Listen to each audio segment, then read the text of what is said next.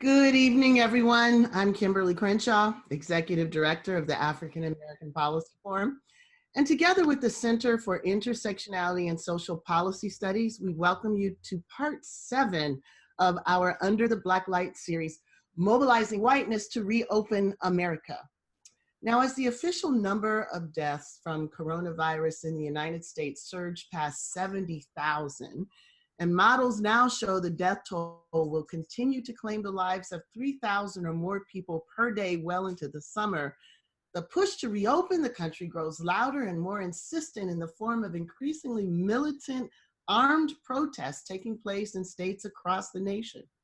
While tragedy and human carnage pervade every corner of American society, these protests repurpose the language of freedom to justify their resistance to any notion of public welfare and the protection of life.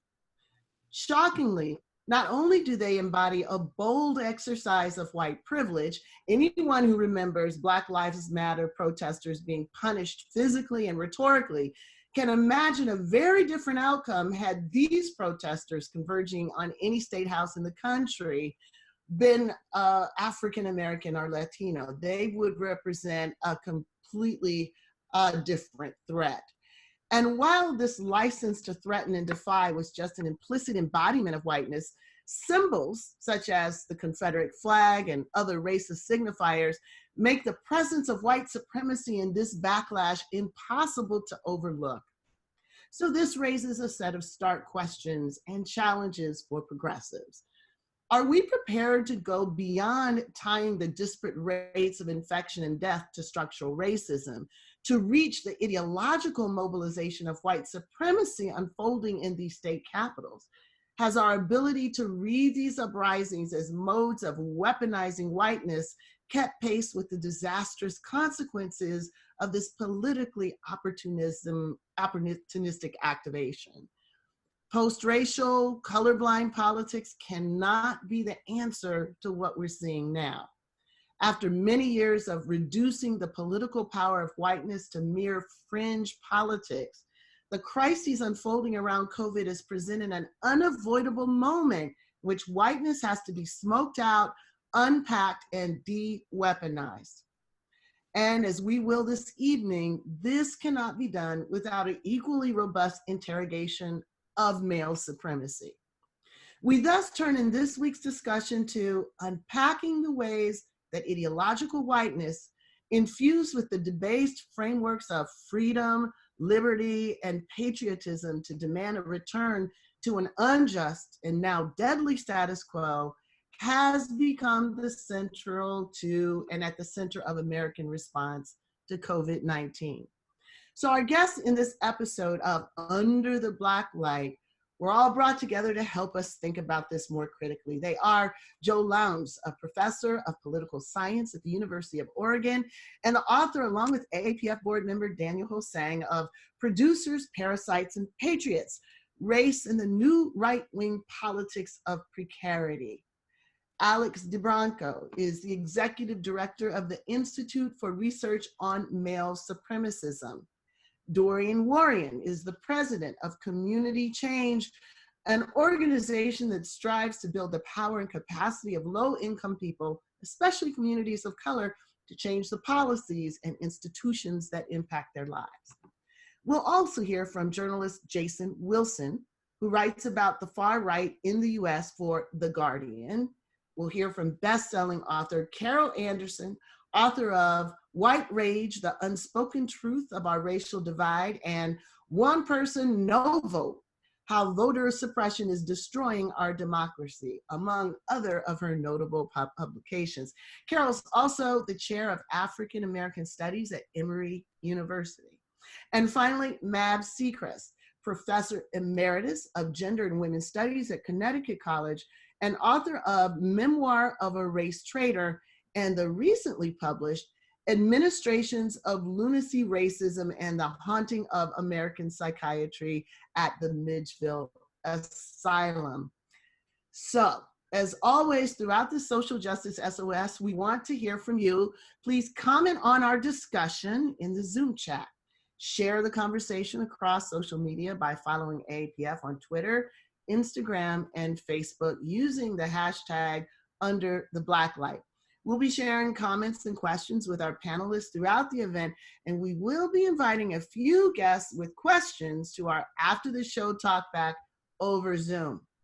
So let's dive in with Joe Lowndes, who wrote last week in the New Republic about the notion that the curse is worse than disease. That refrain, which we've heard nearly nonstop from right-wing protesters and Republican politicians alike, is premised, as Joe explained, on the very false idea that you can either risk dying from the virus or face certain economic ruin. Apparently, there are no other choices. So, Joe, you've attended and been writing about some of the Reopen the Economy protests, including one that you went to last weekend in Salem, Oregon. You describe what you call a morbid ideology that's driving these protests. Can you tell us about what you saw that's the embodiment of that morbid ideology? Yeah, sure. But first I want to say thanks for having me for Under the Blacklight. All of these sessions have been terrific, and it's really an honor to be included here, both with you and these incredible panelists. But also on behalf of these panelists, I want to say a quick happy birthday to you, Kim. I know that it was yesterday, but and that you've already done some celebrating, but you know. Too much. Thanks. So yeah, so I was up, as you said, at the state capitol in Salem last weekend, Saturday, for one of these events, and I'd expected to see a few dozen protesters, kind of like a smattering of far right individuals and groups. When I got there, it was extraordinary. There was hundreds and hundreds of people there. All from around the state. I saw them coming up on the highway on my way up there. People together waving American flags, waving these yellow Gadsden Don't Tread on Me flags, Trump banners and posters everywhere.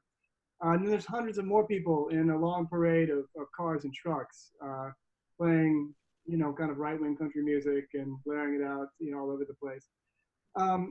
Yeah, as I said, there was a range of people there. There were gun rights advocates, armed militia members, conspiracy theorists, anti-vaxxers, hardcore Trump supporters, people that you would expect to see, kind of assembled at these kinds of what have become fairly regular right-wing rallies since Trump was elected.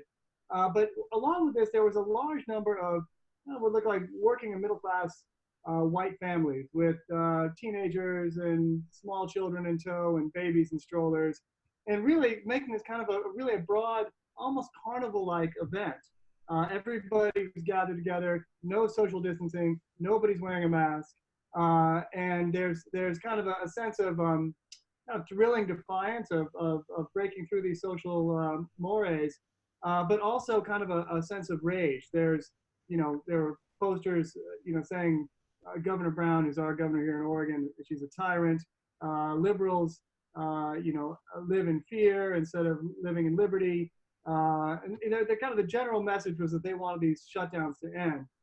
And of course, these are people who are not experiencing the viral effects of the pandemic yet, although they are experiencing some of the economic ones. But they're less likely to be working in meatpacking plants, or to be migrant farm workers, or to live in dense urban centers, or to be living in multi-generational dwellings in small spaces. So in some sense, they're a little bit removed. And of course, these conditions in American society are also often racial conditions, racially distinct conditions. As we know, where you work and what you do and where you live is closely correlated with racial position in American society. Mm-hmm. And of course, it's a temporal situation for now. They're not directly impacted. There's no question. Just a matter of when it gets there. As it is at the moment, the virus has hit.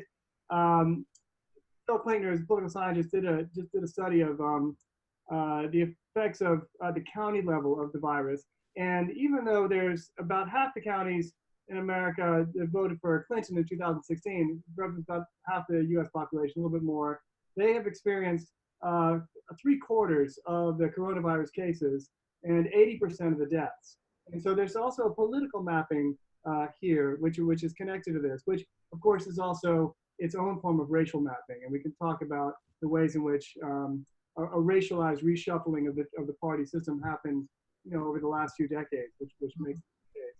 So there's many ways. The point is, there's many ways in which race saturates this moment, and you really see it in these protests. Yeah. Okay. Thanks so much, Joe.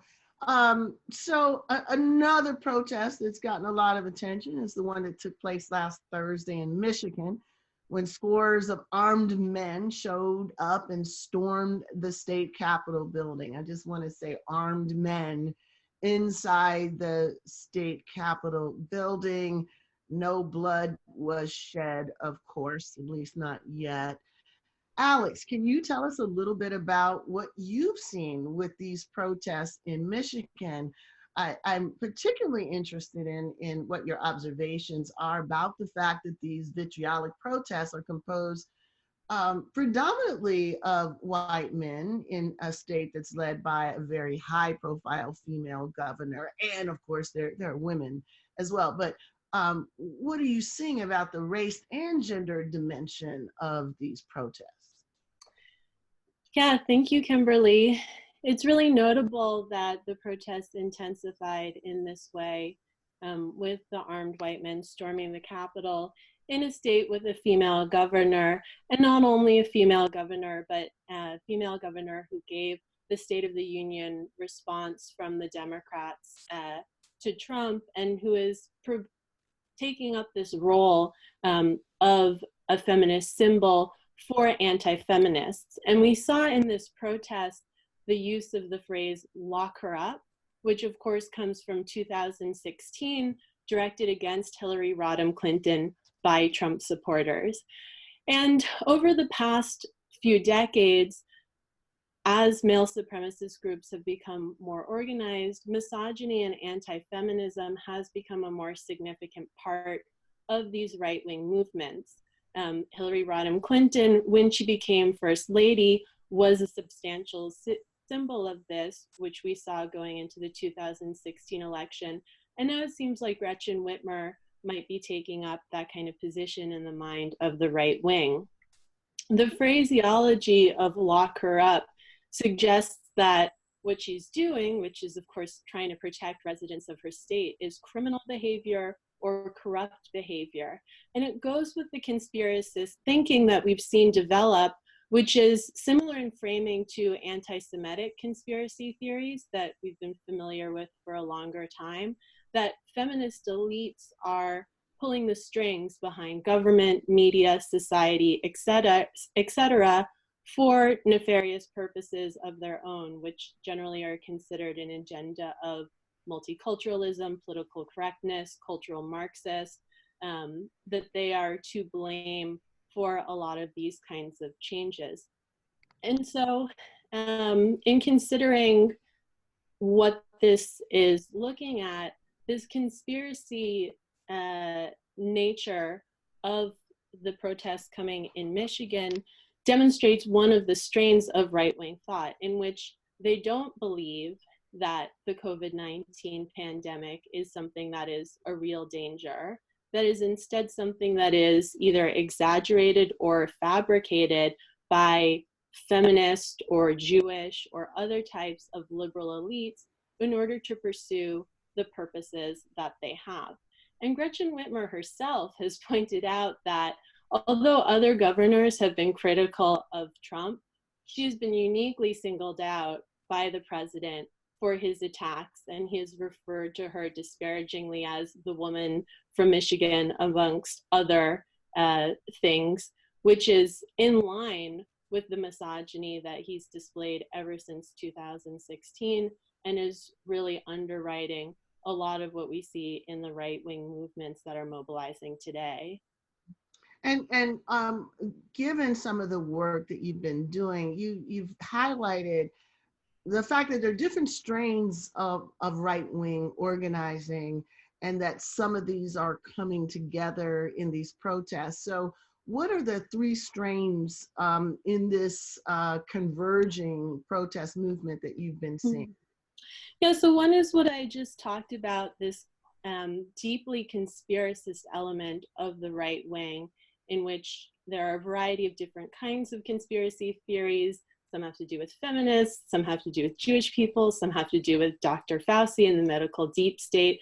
And so they're protesting because they simply don't believe that this is anything other than some kind of ploy. The second strain that I think is significant is the more libertarian right.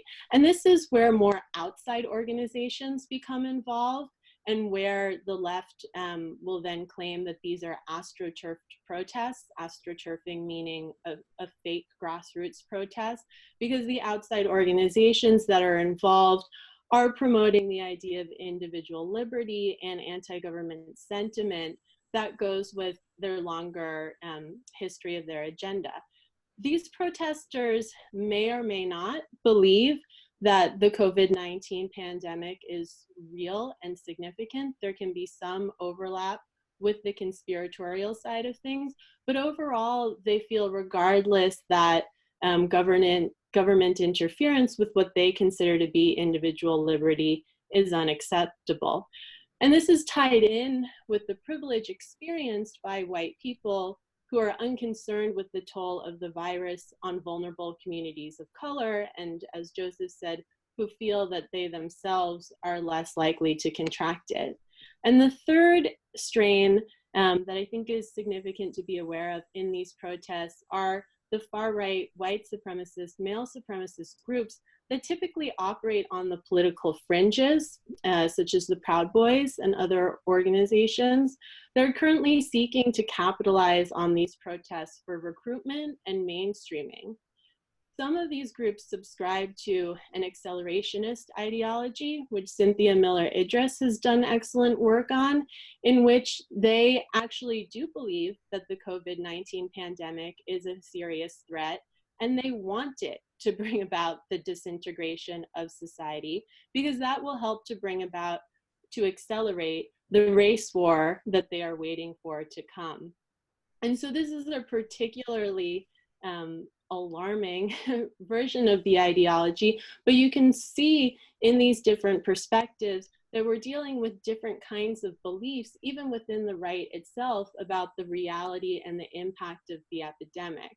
And just lastly, while we're mostly discussing the in-person protests right now, speaking of recruitment, recruitment is also happening by these types of organizations online. And with people in isolation spending more time on the internet, there's a particular concern for the increased risk of online radicalization into racist and misogynist movements that we've already seen as a significant aspect of the alt-right over the past years. And you know, of course, just to put a point on that, Dylan Roof, the person who murdered so many people at Mother Emanuel, the story seems to be that he was radicalized by engaging in internet. He was recruited and radicalized in that context. And so, you know, in some sense, because there is the participation, as you're talking about, Alex, these, you know, some of the explicit white right-wing racist formations, it might make other modalities of ideological whiteness less legible for people to see. Joe, I want to come back to you just for a second. So there are other aspects of this that would suggest that whiteness is a common register that's being deployed, aside from, you know, the people in the quasi, you know, racist uniforms. So what are some of the other dimensions of ideological whiteness that can be made legible in these protests? I think, you know, even the language of freedom and independence and the desire to go back to work, all these have kind of like, you know, deep racial, you know, roots to them. The idea of the kind of the independent white male subject who is free and autonomous is, you know, contrasted to African Americans, to indigenous people, to women, as a subject who acts as an individual and acts without help from the state and acts without nurturance. So there's something here about the idea of kind of a revulsion to the idea of mutuality and care, which is really in some sense that you can even really feel it at the protests or elsewhere, if you're wearing a mask and other people aren't, and they're kind of coming up towards you without their mask, they're coming up in your space, there's kind of a gendered performance of masculinity and vitality, as if they are somehow indemnified or immune by their very whiteness from viral pandemic. And so you see it in a performative sense, and it's deeply part of American political history and cultural history in terms of how people imagine themselves, and it gets mobilized really specifically in this moment. There's in recent political history, of course, the Tea Party movement got its start with protesters who were angry at both the election of a Black president and a new healthcare plan. And it really got mobilized in 2009 through armed protests that happened, at town halls, healthcare town halls across the country. And what it showed was that people were much more connected to their investments in their own whiteness than the possibility of getting healthcare. The kind of fantasy of invulnerability is really at work there. And it reminds me very much, we had Jonathan that's on a couple weeks ago, whose book on dying of whiteness is going to be re-released next week. And he speaks specifically about how in his interviews with a number of white people who themselves are reliant on or whose lives could be extended by healthcare, oppose Obamacare, and more or less seeing anything that would benefit or enhance the well-being of people of color are also threats to them. So this idea that a common threat creates common interest is very much not part of this contemporary conversation.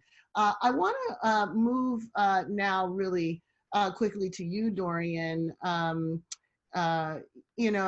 We have been using this idea of disaster white supremacy as a frame to understand how disaster produces opportunities for racist projects to find fertile soil in this mass disruption. So Alex and Joe talked a bit about what these protests look like on the ground, this sort of grassroots from bottom up effort to radicalize and aggregate all these grievances. But I think it would be a mistake to read these as spontaneous uprisings without reading them alongside deeply racist and xenophobic policies coming from the top, coming from the White House. So what's part of the backstory about a Stephen Miller-led White House project that's allowed to really flourish in this moment? Yeah, that's a great question, Kim, and happy birthday, by the way. So yeah, if you don't know Stephen Miller's name, you should. And immigration here is a case study of disaster white supremacy that you've been talking about, Kim, for many weeks now. And just as a little backstory, so 2 weeks ago, Trump signed an executive order restricting immigration for 60 days. The administration claimed it was a pause. Don't believe it. This was a long time in the making. It was a part of a strategy, and they will try to make this permanent. So the question is, what's underneath this?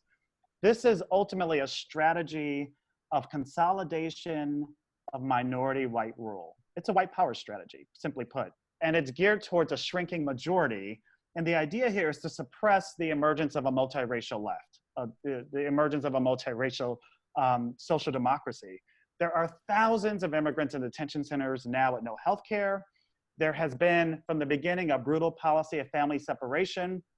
It's all very brutal, it's all cruel, it's all heartless, but there is a very cold political logic underneath the hate. And so let me just take a minute to explain that. The New York Times earlier this week reported that Stephen Miller in the White House has tried before to use public health crises to leverage executive power to shut off immigration. He tried it once in 2018 when the migrant caravan reached our southern border.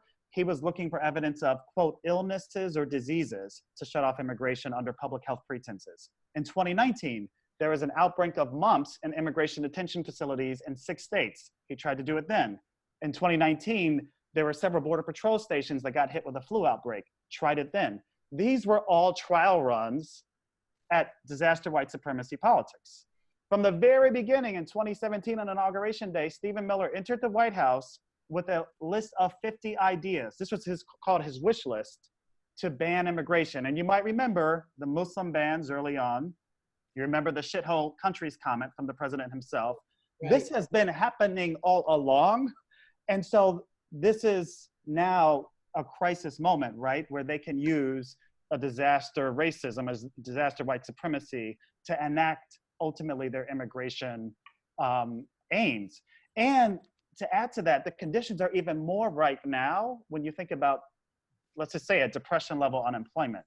So it's a consolidation of white anger. It's to close off the border, essentially, to immigration. And Miller is strategic in using executive power and making what I would call non-trivial incremental steps and reversing over 50 years of immigration policy. When we talk about the 1960s, we often talk about the 64 Civil Rights Act, the 65 Voting Rights Act, we talk about the 68 Fair Housing Act, all big victories of the Black Freedom Movement. We often forget the 65 Immigration Reform Act. And that is what opened the doors to immigration from people of color around the world who have been blocked for the history of this country. And so what you're seeing is an attack basically on the Voting Rights Act, and you're seeing an attack on the Immigration Naturalization Act, because those two things are speeding up the loss of white power. It's speeding up a multiracial majority. And so at the end of the day, this is a strategy around maintaining whiteness and white power along with oligarchy. Oligarchy is ruled by the rich few. This would be ruled by the rich white few. And it's the last thing I'll say on this, Kim, it's not lost to me. If you remember when Mitt Romney lost the presidential election in 2012, there was a Republican Party autopsy about what went wrong. Yes. And there was a choice made in 2016 with Trump. The choice Romney could have made was to try to expand whiteness, to try to recruit enough Latinx folks or enough Asian recent immigrants to the right over to the whiteness, because we've seen this before. Jews, Italians, Irish, we've seen whiteness expand before. This is a strategy that says, no, no, no, no, no. We're not expanding whiteness. We're consolidating white minority power and keeping a hold on ruling this country for a very tiny elite white few. So I wanted to ask this later, but since you've raised it, I'll ask it right here. So we realized that the Republicans had a choice, and their choice was not to expand, not to extend whiteness, but to really double down, because, you know, it seems as though for the time being, it's a winning strategy. So what I'm interested in is whether the other side of the aisle is fully prepared to take on disaster white supremacy by actually uprooting it, by showing how whiteness is operating as the political glue that's now coming forward to hold together, not just, you know, the center to the right, but the center to the far right, the center to the nationalists, to the people who are trying to use this moment as a race war. Do we have the wherewithal to understand whiteness as something other than a fringe formation, but something that's actually fueling this moment more than we've been willing to say in the past? Kim, that is the question of the day, the week, the month, the year, the last, I don't know, 30 years in addition. When you say we, there's we on this webinar, and then there's some other folks. But I think it's sort of three steps here, right? You got to name it. You got to name the white supremacy and the white nationalism. You got to name it explicitly. Too many liberals and progressives have been scared to do so. You got to name it. Step two, you got to point to the villains, because I think, and as a longtime reader and teacher of your work, Professor Crenshaw, it's so important for us to have the analysis of the structures of exclusion, marginalization, exploitation. It's important for us to have the structural analysis, but you got to name some villains, because people are making decisions. This is why I was naming Stephen Miller explicitly, who has been not just the mastermind in some conspiratorial way, but he is obsessed and a zealot. And this has been all he lives for. He said in many interviews, he doesn't have a life. This is all he focuses on. So naming the villains is really important. So there's naming white supremacy, in this case, disaster white supremacy, naming the villains, and then pointing to what's our alternative vision. What does racial and gender justice look like in America that we've never quite accomplished? And how do we fight for it in this moment? And for me, it takes organizing. Yeah, yes. Thank you. Thank you, Dorian. And thank you everyone for getting us off to such a great start. I'm going to turn it over for just a second to our artistic director, Owoye Tempo, to give us a brief rundown about what we've been hearing and what we've been reading in the chat and in the social media space. Owoye? Hey, Kim, thank you so much. We have so many great comments in the chat box today. And first of all, really just a welcome to the people who are turning in for the first time, and also to the folks who've been tuning in every single week and just being continuing to be invigorated by these conversations. People are talking about a number of things, which is really interesting, sharing where they're from and kind of around the country and also in Canada, and just relaying stories of what they're seeing in their local communities, which is really wonderful. And a lot of people are reflecting on the freedom of these protesters, or even the man wearing the white hood in the grocery store in California, and juxtaposing that with the recent Ahmaud Arbery case. And lastly, as we've discussed in previous weeks, the idea of the protesters and their lack of fear over actually catching the virus itself. So yeah, it's a pretty invigorating conversation. So thank you so much to everybody, and we'll be back with you soon. All right, thanks, Owoye, and thank all of you for contributing to the conversation. Remember, you can continue to share your thoughts in the Zoom chat, or you can tweet at us at a Policy Forum. So in our first segment, we've been giving you some snapshots from the ground up to invoke what's actually happening now in real time. Now we want to, in this segment, build out from some of those snapshots. We want to explore their historical, political, and policy context. We call it the conditions of inequality's possibility. So I'm going to start by passing the mic over to Jason Wilson.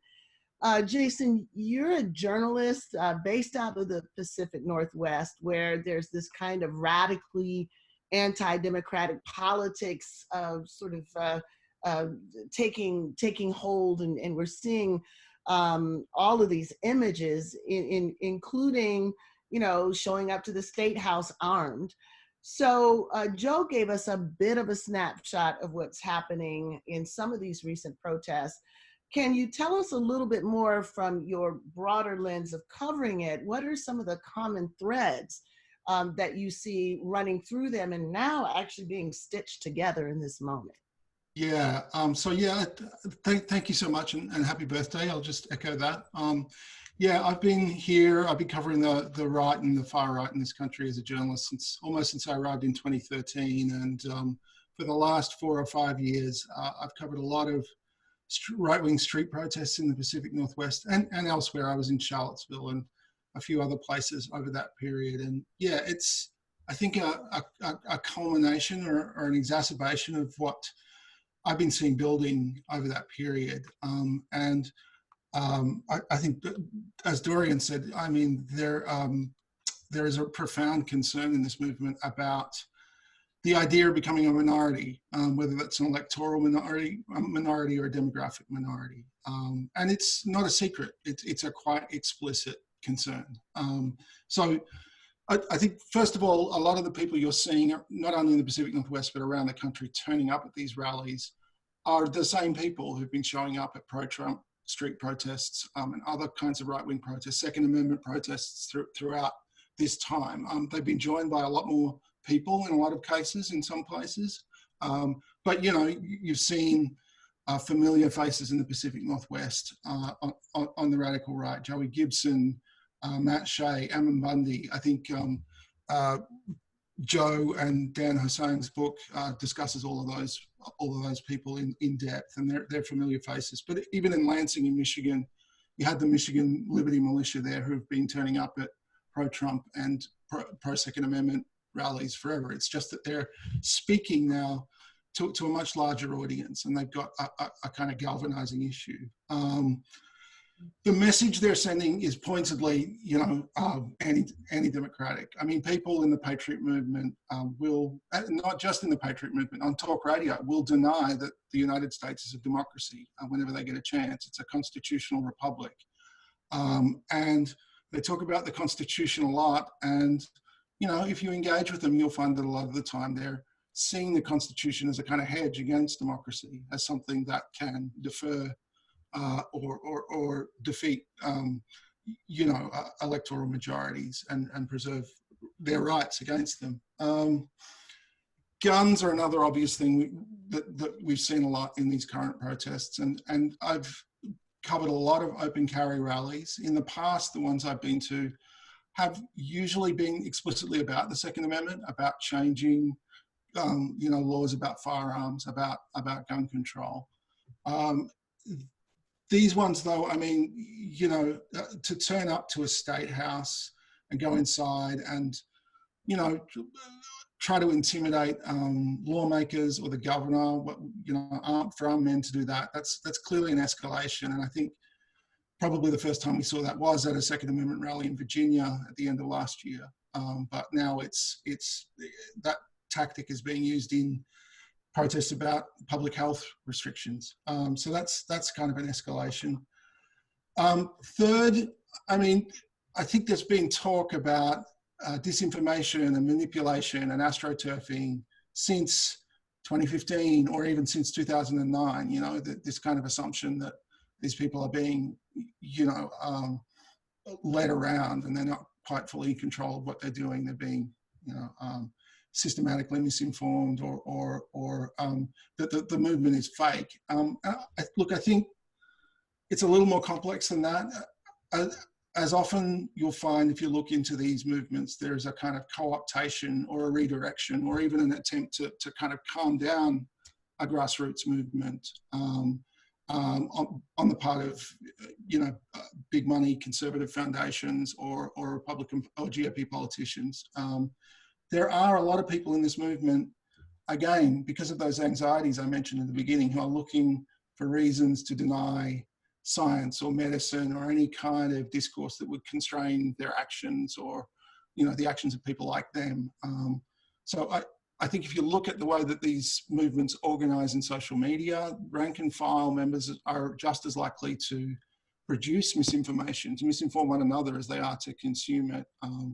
And if you go inside one of the big Facebook groups attached to this movement, you'll see that there's an absolute torrent of content in those groups. And while movement leaders might try to focus and direct those conversations, ultimately it's the movement itself that's producing that. And you'll see now that the anti-vaccination movement is now becoming more and more a part of these protests, and it's becoming more and more a part of, I guess, the grassroots right.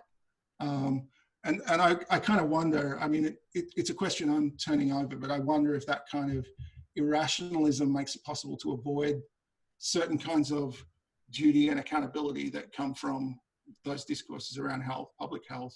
And the last thing for now, I'd say, what you're seeing in these protests is a kind of contemporary fascist aesthetic that really sprung up explicitly in neo-Nazi accelerationist groups, but is now pulling more and more people in. And, you're seeing younger guys who, 2 or 3 years ago might have been Proud Boys, perhaps were Proud Boys, who are now showing up, dressed in that kind of siege culture look, the skull masks, the Flecktown camouflage. So I think what you see there is there's been this polite distinction made on the right between, civic nationalism and white nationalism. And, civic nationalism's okay and white nationalism, is beyond the pale.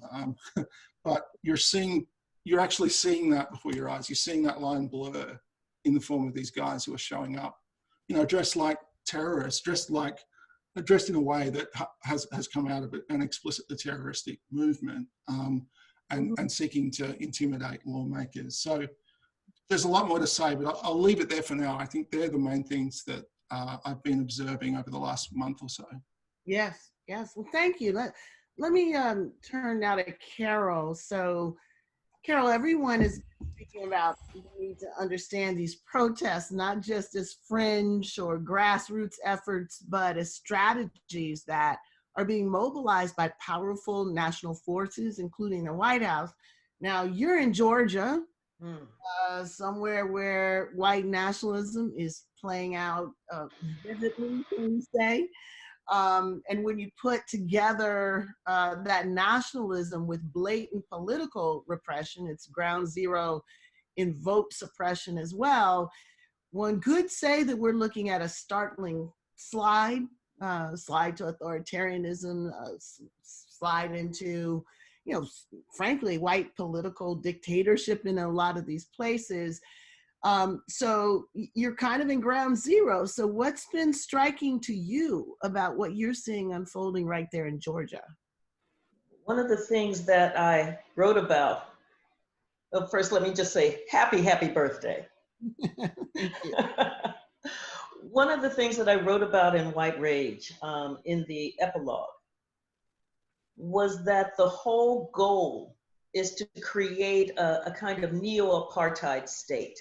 And that's what Dorian was really nailing down there, that to find a way to create a vast, rightless labor pool who generate enormous resources and wealth.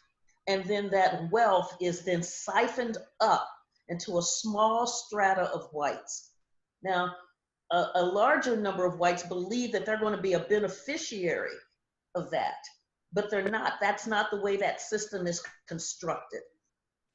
And this is what we're seeing when we began to kind of lay out how the coronavirus is intersecting with employment rights and employment discrimination, how it is intersecting with voting rights. And I'll just pull up a couple of examples here. In Georgia, Governor Brian Kemp did not do what was necessary in order to shut the state down when the coronavirus hit. And let's be clear, Atlanta has the CDC. It also has Emory University's incredible public health program, as well as a huge epidemiology and infectious disease program. I mean, experts are here. Instead, this thing gained enormous traction to the point where the CDC reported that 80% of those hospitalized with the coronavirus were African American.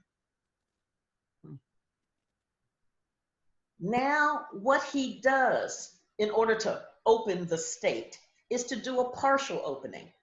Now, that partial opening didn't include Rolls-Royce dealerships. It didn't include Tiffany Jewelers. It didn't even include tanning salons.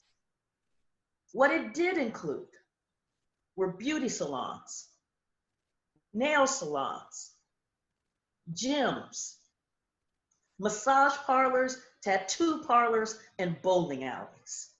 And you have a couple of things working here. One is that the state doesn't want to pay unemployment, and it was figuring out who was applying for unemployment benefits. The second thing is that you see a racial and class distinction in the places that Georgia has decided to open up, in the places that Brian Kemp has decided to open up. And what that does then is it places these folks right in the middle of what I call a coronavirus firing line.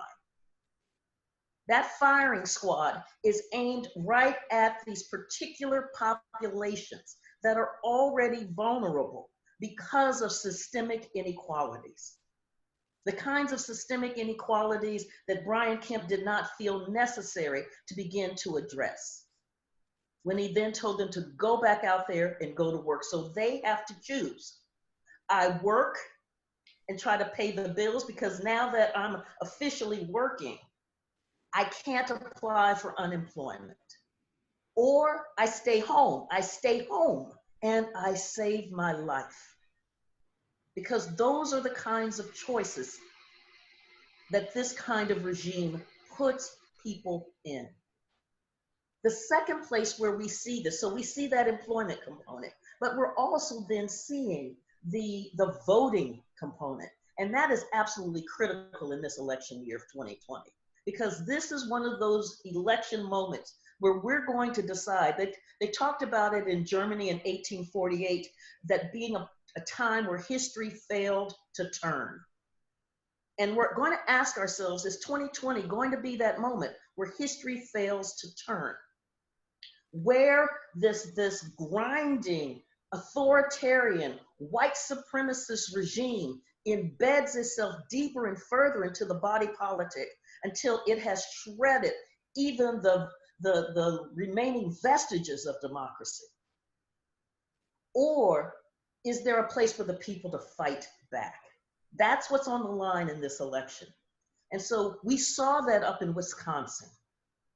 We saw a Democratic governor trying to shut the state down and trying to move the primary so that people did not have to choose between you vote, you die. Kind of like, let's not do that old Jim Crow thing where we had, like in Georgia, where in Taylor County, where there was a sign over the door that basically said in 1946, the first Negro that votes, that'll be the last thing he ever does. And so Maceo Snipes voted and he was shot down. So to not do that, he tried. He also tried to get it moved back in terms of when the absentee ballots could come in, because so many had been requested that the state had not been able to get enough of them mailed out to all who had requested. Instead, the US Supreme Court and the Wisconsin Supreme Court just eviscerated both of those options to keep citizens safe, and instead told them, you either have your voting rights or you have your right to live, but you're not going to be able to get both. And what we saw then were all of those folks in Wisconsin, particularly in Milwaukee, where 175 of the 180 polling stations had been closed because of the coronavirus. So now you're funneling people in the largest city in the state into 5 voting polling stations in the middle of a pandemic. That's what we're up against. And what this is that in this love of watching folks saying, open up, I've got a right to get my hair done. And that while they're waving the Confederate flag, is that they're making the choice that it is more important to be white than to be American. And that's what we also have to wrestle with here. And for some, it may be that to be alive once this continues to wreak the havoc that it does. I'm struck by what you're saying, Carol, in part, the choices that are being presented both by voting, your vote or your life, or your work on your life. There's so many ways in which this is such a throwback to pre-Reconstruction. You go to work because you have to. You take your life into your own hands by going to work, or you face destitution if you are not. So this is just a huge power grab. It's a huge effort to force people, coerce them into work in unsafe conditions. And it's so much of what the entire 20th century was spent trying to unravel.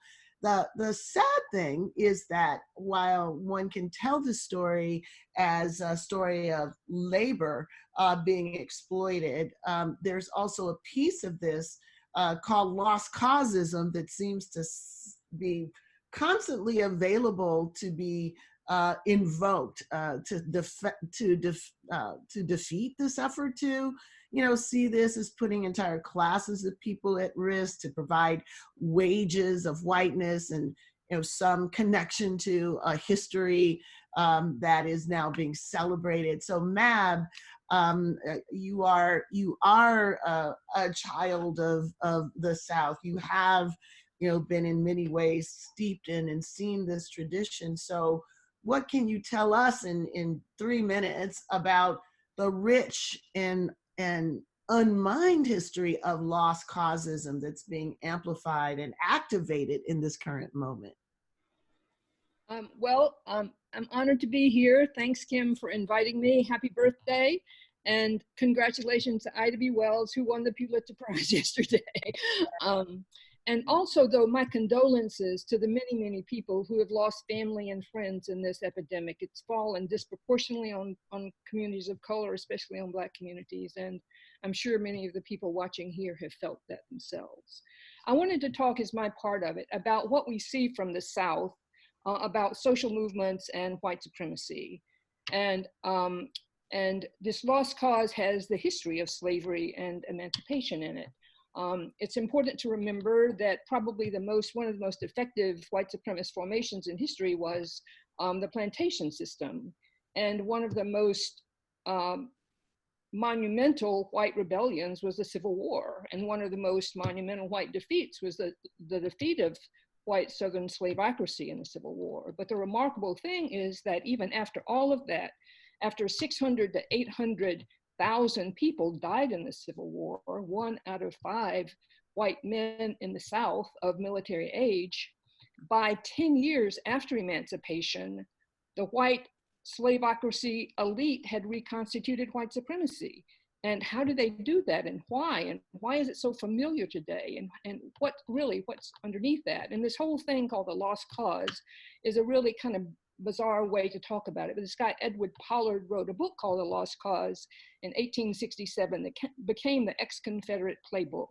And he was trying to suss it out. So he says, well, there's two things that we will concede, the Southern elite and white people in the South after the Civil War. We lost the war, not going to try that again.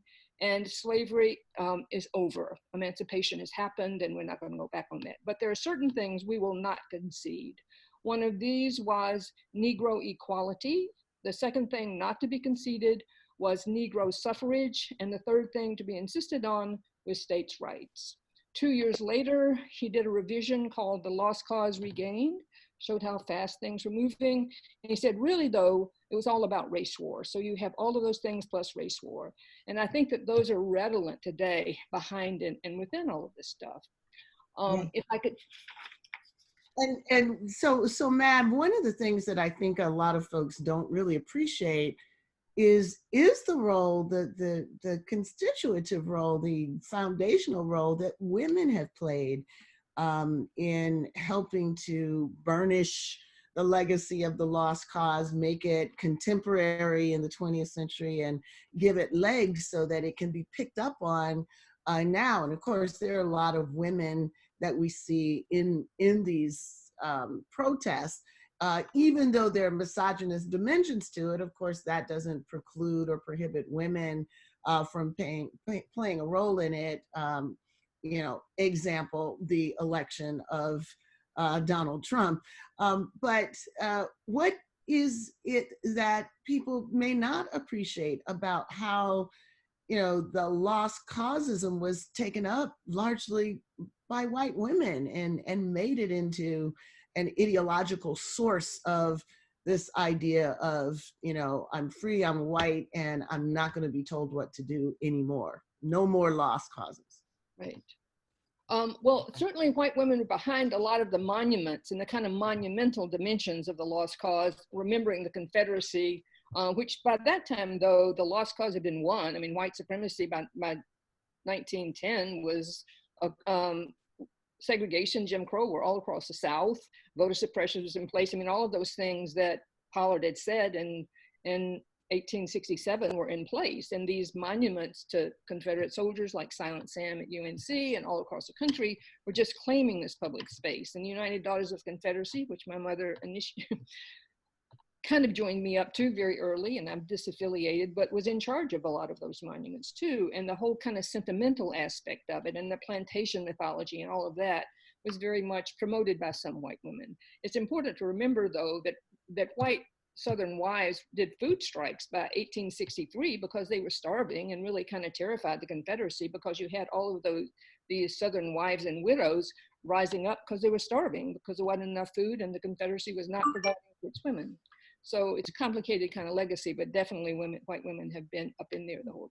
Indeed. And part of what we're trying to grapple with is the complicated dimension of the legacy, because we're fully aware of the fact that the planter class and their political enablers weren't often, or for the most part, deeply invested and concerned in the lives and the well-being, of free whites, of poor whites, of those who had no particular economic investment in that system. Yet at the same time, the wages of their racial identity many times seem to pay enough to them so that they would support a system that does not support them. So we never have really been able to fully figure this out, never been fully able to sustain over decades a solidarity politics that doesn't just ignore whiteness, but sustains solidarity through a critique of it. So this seems to be the moment that that politic needs more now than ever to find some life, to come to life and be a significant factor in that. So we're going to turn to that conversation in the roundtable, but before we do, we want to check in one last time with Owoye just to get a sense of the conversation and see if there are any questions for our panelists from the audience. Owoye? Hi there. Yeah, thank you so much again, everybody, for your time and the invigorating conversation. There's kind of three aspects of protesting that people have been talking about. One is questions from a number of people wondering if the panelists have any information in terms of who is financing these anti-stay-at-home protests. And on the other side, people kind of highlighting the efforts of Instacart and Amazon workers and nurses with their own protest efforts. And lastly, people on the chat are really starting to also brainstorm on how they themselves can effectively organize protests either physically or digitally. And a kind of a last question is in relation to the courts and what is the effort of the right wing to move the courts further to the right? How does that also bear on this conversation? So those are some words from the chat room. Thank you, Owoye. So we have about 32 minutes left to take up some of these excellent questions and to hear a little bit from each of the panelists as we move to conclusion, what they're seeing that gives them some hope that this convergence that's very worrying on the right is actually a point of departure for a greater, more robust effort to attack, undermine, and de-weaponize the ideologies of whiteness. So moving to that, let me take the one question about who's sponsoring, where's the funding for this coming from? Is it really spontaneous and just things that are happening on the fringe? Or are there fingerprints on this that allow us to read more broadly the political implications of what we're seeing? So Jason, Joe, can I go to both of you for some thoughts about what we need to know about the backdrop of these protests? Shall I go first, Joe? Yep. Yeah, I mean, in my reporting, stuff that's already been published and stuff that should be coming out in the next couple of days, I've certainly discovered links between these protest movements, which give the appearance of spontaneity and, GOP-linked dark money groups, nonprofits. Certainly, the broader right is trying to trying to get a handle on this movement and push it in particular directions. And I think the main thing, the main opportunity that a lot of them would see in this would be just the opportunity to do some wedge politics and to, disrupt the political mileage that some governors were getting out of their, Democratic governors were getting out of their handling of this situation, and also to shift blame from the president to those governors for the economic slowdown. So I think that's the opportunity that they see. And yes, there's the Koch brothers there. They certainly in Idaho is an example, and Michigan for that matter. There are nonprofits who do take money from Donors Fund and the Cause Foundation and stuff like that, who are leading these protests. So certainly they're there. They're trying to push it in the directions that are congenial to them, but I think it's a kind of push-pull. I think that there is a sort of reservoir of public opinion. It's small, it's relatively small, and we need to keep saying that as well. Mostly these measures are quite popular, but there is a reservoir of opinion out there, and a form of activism that they're pretty well practiced in, that we're seeing in this moment, that right-wing elites aren't necessarily wholly in control of. But I wonder what Joe thinks about that. Yeah, and Joe, as you take that up, I guess I do want to know how we should handle the critique on one hand that the media have been blowing this up.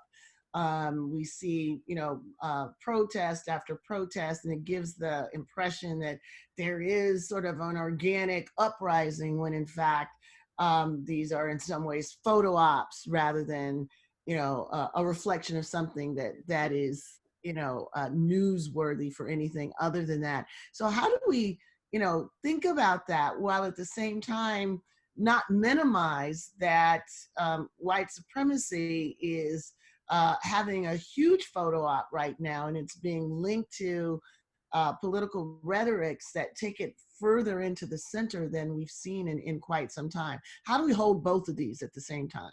Mm-hmm. It is true that these are, as yet small protests, as Jason said.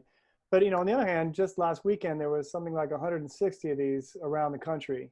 And they weren't huge, but they weren't tiny, many of them. So I think, part of the way to think about this is that this is something in motion, and we're getting a snapshot of a movement that could go any number of directions and might grow quite large, or in any case will morph and transform over time. But I think your question or your point about how this is connected to the center of American politics or the center of the Republican Party is really the key one. Because what we've seen is really over the last 40 years, but really last 4 decades, but really over the last 3 years, seen the Republican Party be really, just a weapon of racial power, as Carol talked about, and others here.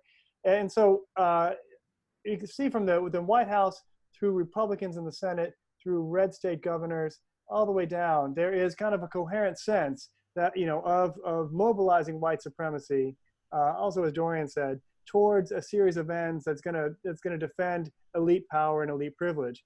They're going to do everything they can at this point to stave off the possibility that they've got to redistribute, wealth, that they've got to extend unemployment benefits, they've got to manage people who can no longer pay their rent. Or there's all kinds of things that they are going to try to stop in this moment, because economic consequences are becoming more dire, and of course they realize that.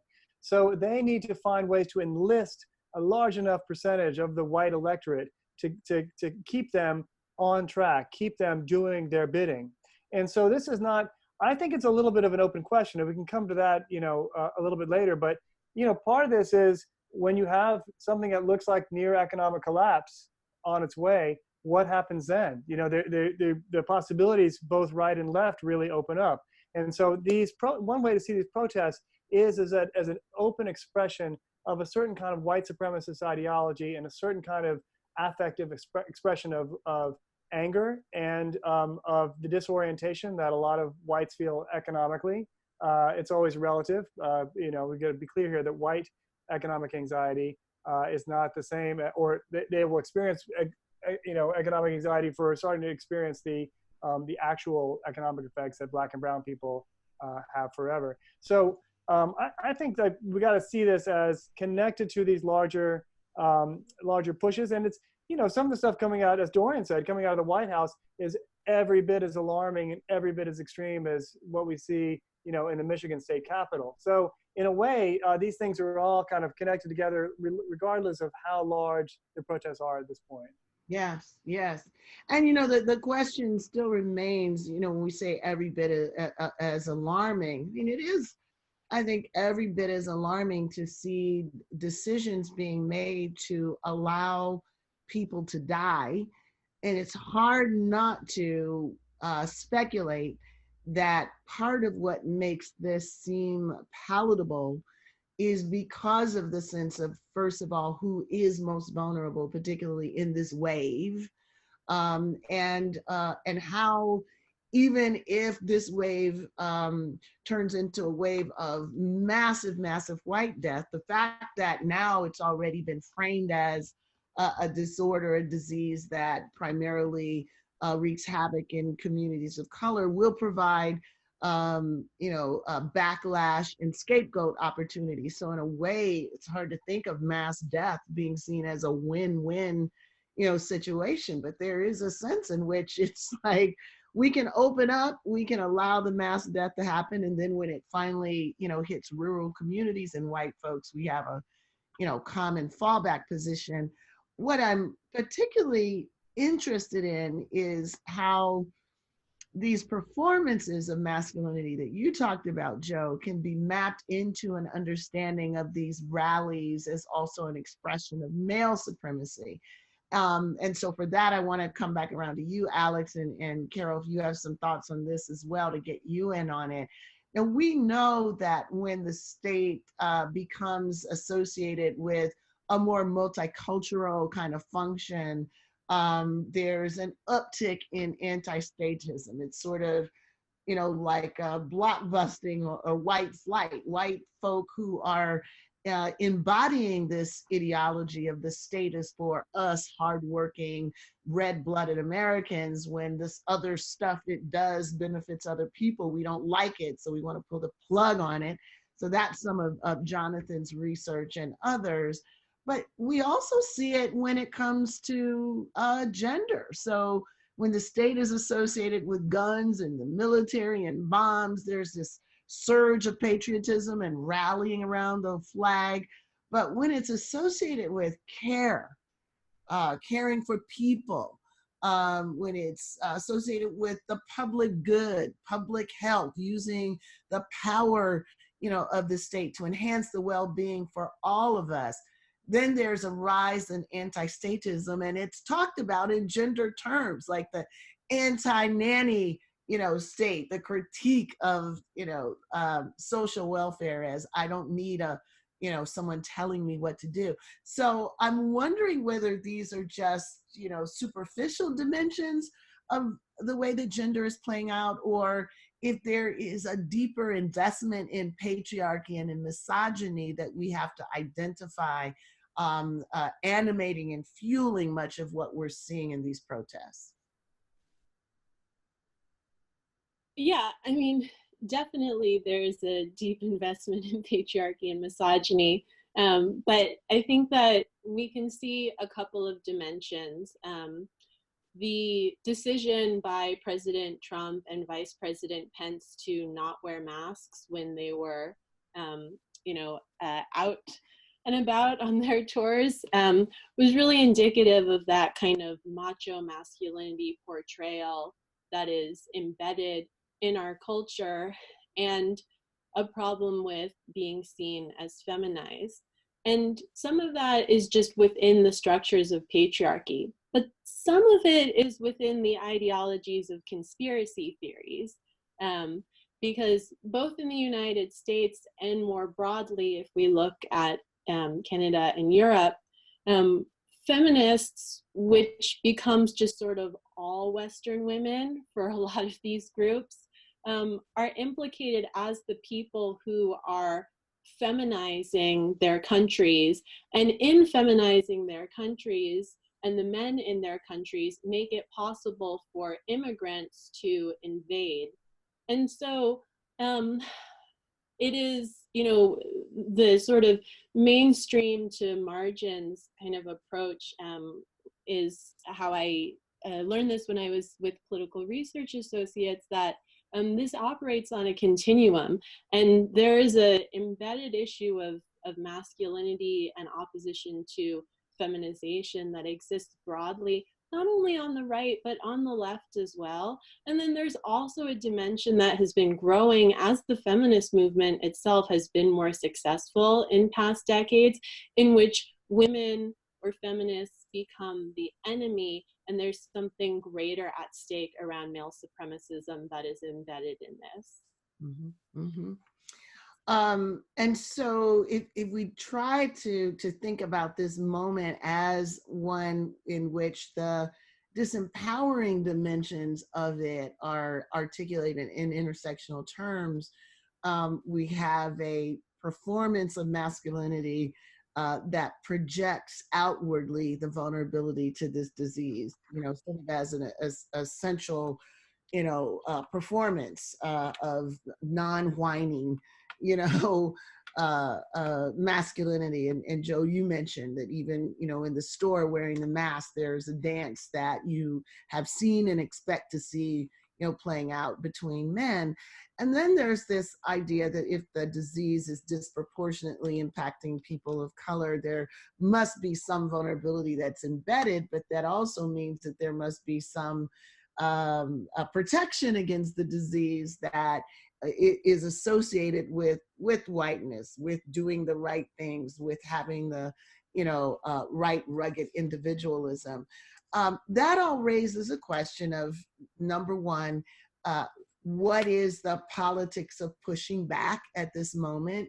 And so some of the folks listening really want to know about what are the parameters of white anti-racism? How are white folks fighting back against this right wing? And so for that, of course, Mab, I want to hear from you on that. And then Carol and Dorian, I think it's very important for us to acknowledge that fighting back against white ideological uses of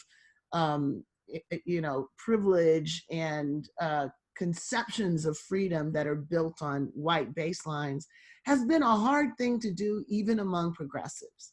So do you all see in this moment examples or preparation to actually bring whiteness conversations into our aspirations for things like universal health care, into our conversation about how globalization is undermining the economic well-being of all of us? Is this a moment where we can say yes, and a fully intersectional approach to this means we have to be able to talk about how whiteness is being mobilized to suppress this kind of solidarity? So let me step back for a moment and ask Mab to jump in, and then let's hear from Dorian and Carol. Well, my examples are again from the South, and there are very vibrant efforts within Southern organizations that incorporate white people. And one of the ones I know the best about is Southerners on New Ground, which started off 27 years ago as kind of liberatory queer organization and has come abolitionist, has done ending money bail and the carceral prison system as a key component of it. We've had white people within this increasingly Black and brown feminist-led leadership, and most recently, Song has started Song Power electoral arm, and one of its goals is to take on Lindsey Graham in South Carolina, who has a very vibrant challenge from Jamie Harrison. And Song wants to work with white people will work with white people in South Carolina to try to make the case that Graham has been anti-poor, anti-labor, anti-female, all these things, and to really try to carve off 50,000 white people whose votes they could swing, because we know the Democratic Party's not going to do that. So that's an experiment with our white constituency within this multiracial and Black-led organization, Black and brown-led organization. The other formation I'm familiar with is Showing Up for Racial Justice, which was founded in 2010 at the advent of the Tea Party, when many white activists whose friends of color were saying, y'all need to do something, a series of phone calls, and Surge is a white component of organizing white people within the white community in alliance and flanking movements of color. And Surge now has chapters all over the country. There've been huge surges, so to speak, after the Black Lives Matter and all the police shootings, and then with Trump and so forth. And Surge takes on political education with white people, community to community, state to state. It does interventions in various places, coordinated across. And it really is going like full time at this idea of white supremacy and how white people take responsibility for dismantling it, both in our consciousness, but also in the structures of the country. Thanks. Thank you. Carol, let me, you have the floor, and let me also add a couple of other comments that people had raised. Mary Smith has said that Georgia's labor commissioner, Mark Butler, stated that people can still receive unemployment even if they are called back to work and don't want to go. So she asked, is this a misrepresentation? So wanted just to add that to the overall question of, are we ready to actually interrogate the role of whiteness in undermining our solidarity with each other? So Carol. And I think one of the key things, and I'm going to come at this through voting rights, is that by using what sounds reasonable, such as, we've got to protect the integrity of the ballot box because we've got all this massive rampant voter fraud. Then you get a series of policies that look race neutral, and that you have a kind of sense that they are protecting democracy when in fact they're targeted at minorities. They're targeted at African Americans, they're targeted at Asian Americans, they're targeted at Native Americans, they're targeted at Hispanics. And that is part of what makes the solidarity building so tough, is the power of the marketing of the soundbite and the power of the kind of veneer of respectability behind really malevolent policies. And so it requires us to ask the next question. So when the head of labor says in Georgia, sure, anybody can do that if they don't want to go back, then how many have? And how does that process work?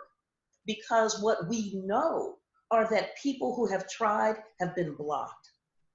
And so this is why it makes it so difficult, because the folks on the ground who are dealing with the hell that is raining down on them via policies are then being sloughed aside as if their lived experiences aren't real, because the policymaker said, because you've got the veneer of respectability, the veneer of legitimacy, and the veneer of power, delegitimizing what is actually happening. So it's the way that a Supreme Court can just blithely act like there is not a pandemic happening when it tells voters in Wisconsin, well, if you don't have your absentee ballot in by tomorrow, then, these that way sometimes.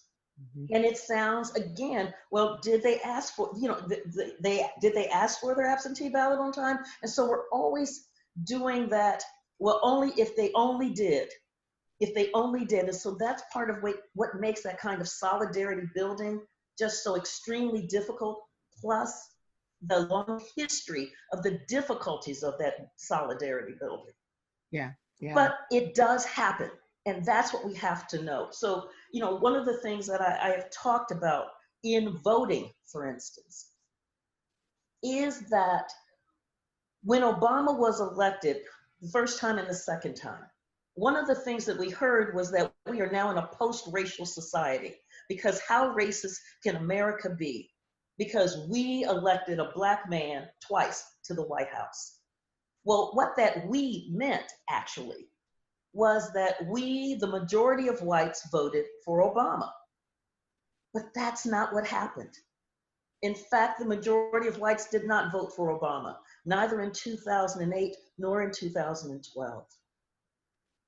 In fact, the majority of whites have not voted for a white candidate for president, a Democratic, have not, the majority of whites have not voted for a Democratic candidate for president since 1964. And that includes the sons of the South, Jimmy Carter and Bill Clinton. Right. So what put Obama in the White House? You had a significant number of whites, but you had an incredible ground game that brought 15 million new voters to the polls. Overwhelmingly African American, Hispanics, Asian Americans, young, and the poor. And that actually became the hit list for voter suppression. Yes, right there. So that the the blows that are being taken make it tough. And that is why organizations like Song are so important, and organizations like Project South, so important for the work that they do in building those coalitions, so that we can actually envision what America could be as a multiracial, multi-ethnic, multi-religious, vibrant democracy, and not one that is a neo-apartheid state. Yeah. So you speak about coalition and the possibilities, and of course that's exactly what we're all hoping to help facilitate. And one of the ways in which we try to do that is asking some of the difficult questions. So Dr. Angeles Maldonado has a question. He's asking, or they're asking, what about undocumented folks who are unemployed and unable to work or get unemployment? So many of the folks that they speak to are asked about wanting to go back to work. So there is a racist aspect of the whole thing, but how do we reconcile that there are undocumented people who are in need of work just to survive? So Dorian, I want to come back to you on that. I already have the one question queued up, but I wanted to also throw that one in the mix as well. So how can you help us think about this question? Yeah, it's such a good question. Look, for all of you that had a meal today, you have an undocumented worker somewhere to thank, whether it's someone who's sick in a meatpacking plant or farm workers who are picking produce still. This is how we are actually interdependent. And we have to be thinking about and I'm going to use your term, Kim, what are the intersectional solidarities we need to build in this moment across our communities, across workers. And I'm actually really inspired. I know we're going to get to this. There's a lot of organizing going on. People have shouted out Surge and Project South and Song. There's a lot of really militant immigrant organizing happening in workplaces around the country, particularly in the South, I would add. So there is an upsurge of organizing that I'm very excited about. But I just wanted to remind us that, and Jill, I want to rip off Jill for a minute, because you said that on both the left and the right, possibilities open up. And I agree with that. And Professor Anderson mentioned the word power several times. And I want us not to lose sight of power here, because we often confuse it with presence. And I'm reminded by this, my good friend Rashad Robinson over at Color of Change makes this point a lot. Look, Black folks have a lot of cultural presence. Oh yeah, I'm gonna watch Michelle Obama's show right after this, but we don't have a lot of power, and we mistake presence for power. And so when you start to unpack what does power mean, this gets at your previous question, Kim. We might think of ideological and narrative power. There is always disruptive power. There is electoral power. There is governing power. We have to interrogate all these systems of power and build our own to fight back, because I think this is a moment, not necessarily around persuasion. This is a moment about power and defeating the right, full stop. And we have to be that, I think, clear about what is the task. And so there is a lot that all of us on this call, I think it's like 1,000 in this webinar, we can all, wherever we are, we can all be taking action to disrupt forms of dominant power and build forms of collective power that advance freedom and justice. And there are lots of things to do. I'll post something in the chat around some digital organizing tools that people can download. But there's a lot that we can do at this moment to build solidarities, particularly intersectional solidarities across race, gender, disability, et cetera. Thank you, Dorian. So let's use we have about 6 minutes, and boy, the time really flew. So I want to ask our remaining panelists, what are the actions? What are the steps? What would you like to see come out of this moment? I'm going to start with Joe. Joe, what are you seeing? What are you working on? What are you holding up as an exemplar of the kind of work that this analysis makes necessary? Yeah, so, I think all this work looks different in different places and different locations, and certainly in different regions. One of the things here, we have a far right, we have white supremacists, we've got, militia members, we've got all kinds of things happening, Proud Boys, Patriot Prayer. But, one of the things that's happened in the last few years is that the Oregon economy itself has really, with the end of the timber industry, really just kind of fell apart. So you've got whole segments of the state, whole counties where there's no public libraries, no 911 service, no law enforcement, no first responders. And, so kind of like forms of state abandonment. And partly what's happened is that the militias have moved into these spaces with kind of like, I guess you could call it kind of a settler colonial kind of ideology that, without the help of the state or really against the state, we can reorganize kind of white society. And so they have taken up, first responder activities. They, build wheelchair ramps for veterans at institutions. They hold classes on canning and small animal butchering, all kinds of things. And the thing is, they have actually, they have gone into these places abandoned by capital and built their own kinds of responses. And so there's groups here like a great one called the Rural Organizing Project, which has really worked hard to compete with the militias for kind of a radical, a vision that's anti-racist, that, anti-racist. It actually began around struggles around anti-gay ballot propositions, also around embracing migrants and immigrant workers and families.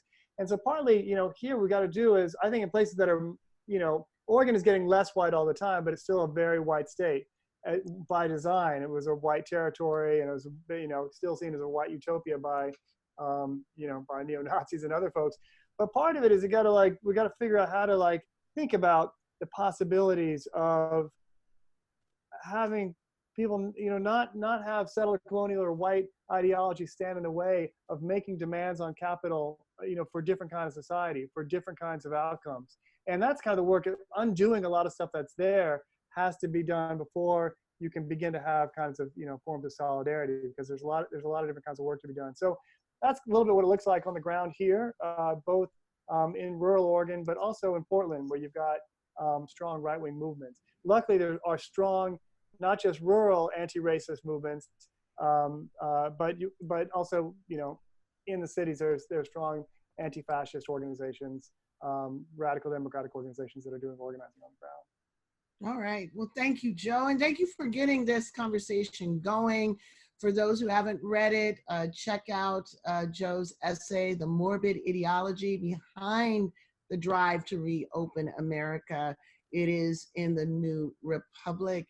Jason, you've been covering this, and this is a new moment. So what news do you have? What direction can you share with us in about 30 seconds? About what I think what I don't know if I made it clear before. I think a lot of this movement, it's being co-opted in some senses because it might be useful in deferring accountability for certain people and allowing certain people to evade responsibility for what's happening. The sense I'm getting is that actually a lot of people aren't buying it, and a lot of people are demanding accountability and that someone take responsibility for it. And I think that's part of the reason why these protests are so shrill and so so soaked with irrationalism. So I have some hope actually that there is going to be a kind of reckoning at the end of this at sometime soon. Thank you, and thank you so much. We'll be keeping up with your coverage. I have to say, I so appreciate people like yourself who are willing to actually report. Many times it's difficult to read and to follow this stuff. So you do us all a service. So thank you for your work. Alex, talk to us again about your center and what kind of work you're doing there to address this moment, and particularly, bringing a critique of patriarchy in service of white supremacy to bear for us all to see this more clearly. Sure, yeah, so my dissertation research is actually on the last half century of rightist infrastructure building. which there's definitely not time to go into. But what I do want to highlight is I think that there's a little bit of an overemphasis on the left on what was brought up before, funding and astroturfing, which distracts us from the grassroots organizing that's being done, but also the infrastructure building over time. And taking the approach that we take at the Institute for Research on Male Supremacism with looking at the intersection of male supremacism with other issues of white supremacy, of anti-trans ideologies, and such, is that I recommend more alliances across different sectors. Betsy DeVos, and of course the DeVosses are part of the funders behind some of these movements, just today released new Title IX regulations that really gut protections for survivors that came up during the Obama administration. And that issue has been a key priority for the Trump administration because it is a key priority of men's rights activists and those male supremacist organizers. A lot of the areas where we learn about patriarchy in schools through sex education or abstinence-only education programs that promote gender stereotypes are also interlinked with the textbook movements that have push back against content in textbooks that would be multiracial, that would call out the history of white supremacy in the United States. And so I recommend just looking at those kinds of structures, looking especially in the long view at something like schools and how impactful organizing on school boards has been for the right in an area where the left is not looked at as much. And making those linkages where we're working holistically across issues of misogyny and male supremacism with xenophobia and white supremacism with anti-Semitism, and taking that approach of dealing with them all together, because those issues are all interlinked on the side that we are trying to fight against. Thank you. Thank you so much for joining this and really opening our eyes to sort of the co-constituent dimensions of racism and patriarchy and its intersections with other isms. And of course, we've heard from Mab about standing up for racial justice in Project South. And as I mentioned earlier, she's just published Administrations of Lunacy, Racism and the Haunting of American Psychiatry at the Milledgeville Asylum. So please get your hands on that. Follow Dorian Warren at the Center for Community Change, the wonderful work they're doing in making structural racism far more of a robust and understandable framework for coalition building. And lastly, Carol, we ran out of time, so there's so much history that we want to talk about, but in closing, where might you direct the buffs in the group to look to see the fingerprints of this moment? What historically would you leave us with to understand this moment and be inspired by our ability in the past to survive to get to this point? I would look at my book, White Rage, because we see the patterns there and we see the ongoing resistance to the power of white supremacist driven policies. And I would say register to vote and vote, because that is how we begin to also change what is happening to us.